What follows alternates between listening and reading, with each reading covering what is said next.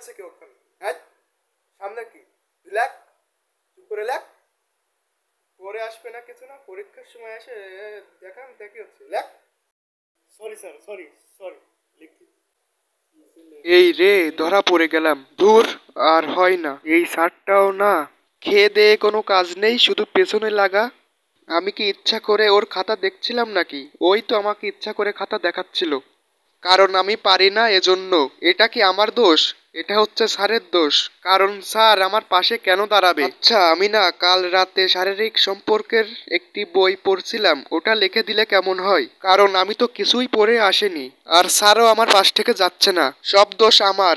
কাল রাতে কেন উল্টাপাল্টা বই পড়তে গেলাম? কেন আমি রাতে বই না পড়ে এত ফোন দেখলাম? একটু যদি বই পড়তাম তাহলে আজ এত অপমান হতে হতো না।